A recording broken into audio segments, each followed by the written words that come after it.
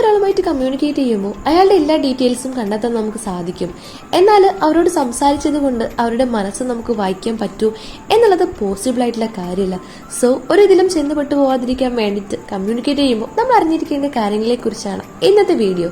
So ഒട്ടും സമയം കളയാതെ ലെറ്റ്സ് സ്റ്റാർട്ട്. 55% ആളുകൾ കമ്മ്യൂണിക്കേറ്റ് ചെയ്യുന്നത് ബോഡി ലാംഗ്വേജ് ഉപയോഗിച്ചാണ്. എന്നാൽ 38% ആളുകൾ നമ്മുടെ സംസാരം കേട്ടിട്ടാവും, ശബ്ദത്തിന്റെ ട്യൂൺ അനുസരിച്ചാവും. ബാക്കിയുള്ള 7% ആളുകൾ അവർ നമ്മുടെ സംസാരം നോക്കിയാവും.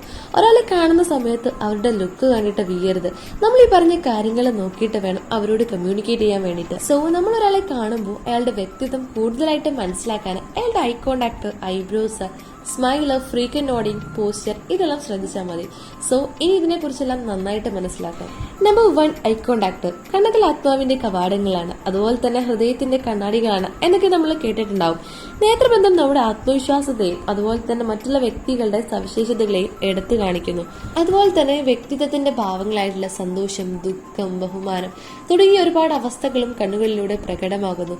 നമ്മോട് മുഖത്ത് നോക്കി സംസാരിക്കാൻ മടിക്കുന്ന വ്യക്തി നമ്മിൽ നിന്ന് എന്തൊക്കെയോ മറച്ചു വെക്കാൻ ശ്രമിക്കുന്നുണ്ടെന്ന് നമുക്ക് മനസ്സിലാക്കാം. ചില ആളുകളുമായിട്ട് സംസാരിച്ചുകൊണ്ടിരിക്കുമ്പോൾ നമുക്ക് ഒട്ടും മുഷിപ്പ് അനുഭവപ്പെടുകയില്ല, മാത്രമല്ല അല്ലാത്തൊരു സന്തോഷവും അനുഭവപ്പെടും. മറ്റൊരു ചിലരുമായിട്ടാണെങ്കിൽ നേരെ തിരിച്ചാവും.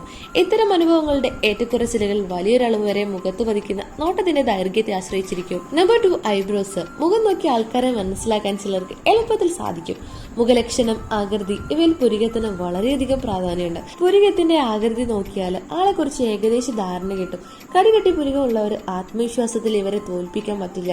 കഠിനാധ്വാനമുള്ളവരും തീരുമാനങ്ങൾ എടുക്കാൻ മടി കാണിക്കാത്തവരുമായിരിക്കും. കനം കുറഞ്ഞ് പുരികമുള്ളവരാണെന്നുണ്ടെങ്കിൽ സ്വന്തമായിട്ട് തീരുമാനം എടുക്കാൻ ബുദ്ധിമുട്ടുള്ളവരും, മാത്രമല്ല സുഹൃത്തുക്കളുടെ സഹായത്തോടെ മാത്രമേ ഇവർക്ക് ഈ സാഹചര്യങ്ങളെ മറികടക്കാനാകൂ. Number 3, smile. മനസ്സിൽ തട്ടി പുഞ്ചിരിക്കുകയാണെങ്കിൽ അത് നമ്മുടെ കണ്ണ് കണ്ടാൽ മനസ്സിലാക്കാം. കണ്ണിൽ പല സമയത്തും ഉള്ളിലെ വിഷമങ്ങൾ അകറ്റാൻ വേണ്ടിയിട്ട് കൈപ്പൊത്തി പുഞ്ചിരിക്കുന്നത് കാണാം. ഇനി നിങ്ങളോട് ഒരാൾ ചിരിക്കുകയാണെങ്കിൽ അവരുടെ ചിരി യഥാർത്ഥത്തിലാണോ എന്ന് മനസ്സിലാക്കാനായിട്ട് അവരുടെ കവിളിലേക്ക് നോക്കിയാൽ മതി. കവിളുകൾ വിടർന്ന് കണ്ണുകൾ തള്ളി കണ്ണിന്റെ താഴെയിൽ ചുളിവുകളും വരുന്നത് കാണാം. സോ എല്ലാ ചിരിയും യഥാർത്ഥമായിട്ടുള്ളതാകണമെന്നില്ല. Number 4, frequent nodding. സംസാരിക്കുന്ന സമയത്ത് ചില വ്യക്തികൾ തലയാട്ടുന്നത് കാണാം. നിങ്ങളൊരു അഭിപ്രായം പറഞ്ഞു കഴിഞ്ഞാൽ അതിനോട് ഞാൻ യോജിക്കുന്നു എന്ന് മനസ്സിലാക്കാം. പക്ഷേ നമ്മെ കളിയാക്കുന്ന രീതിയിൽ തലയാട്ടുകയാണെങ്കിൽ നിങ്ങളുടെ അംഗീകാരം കിട്ടാനുള്ള ആകാംക്ഷയിലാണ്. മാത്രമല്ല അവരെ കുറിച്ച് നിങ്ങളുടെ മനസ്സിൽ എന്താണ് എന്നൊരു കാര്യം അവരുടെ ഉള്ളിലുണ്ടായത് കൊണ്ടാണ് അവരിങ്ങനെ തലയാട്ടുന്നത്. കൂടെ തലയാട്ടുകയാണെങ്കിൽ നമ്മൾ സംസാരിച്ചു കൊണ്ടിരിക്കുന്ന ടോപ്പിക് അവർക്ക് ഇഷ്ടപ്പെട്ടില്ല എന്നും അത് പെട്ടെന്ന് നിർത്തിയാൽ കൊള്ളാമായിരുന്നു എന്നാണ് അവർ ചിന്തിക്കുന്നത് എന്ന് മനസ്സിലാക്കാം. Number 5, posture. ബോഡി ലാംഗ്വേജ് നോക്കി അയാളുടെ ആത്മവിശ്വാസം മനസ്സിലാക്കാം. നല്ല കോൺഫിഡന്റോടുകൂടെ നിവർന്നു നടക്കുകയാണെങ്കിൽ അവർക്ക് സ്വന്തമായിട്ട് നല്ലൊരു ധാരണയുണ്ട്, മാത്രമല്ല ആത്മവിശ്വാസമുള്ളവരായിരിക്കും. ആളുടെ മുഖത്തേക്ക് നോക്കാതെ തല കുനിച്ച് നടക്കുകയാണെങ്കിൽ അവർക്ക് ആത്മവിശ്വാസമില്ലെന്നും സ്വന്തമായിട്ടൊരു ധാരണയില്ലെന്നും മനസ്സിലാക്കാം. സോ ഈ വീഡിയോ തീർച്ചയായിട്ടും നിങ്ങൾക്ക് ഇൻട്രസ്റ്റ് ആയിരിക്കുമെന്ന് കരുതുന്നു. വീഡിയോ ഇഷ്ടപ്പെട്ടാൽ ലൈക്ക് ചെയ്യുക, ഷെയർ ചെയ്യുക, ചാനൽ സബ്സ്ക്രൈബ് ചെയ്ത് സപ്പോർട്ട് ചെയ്യുക.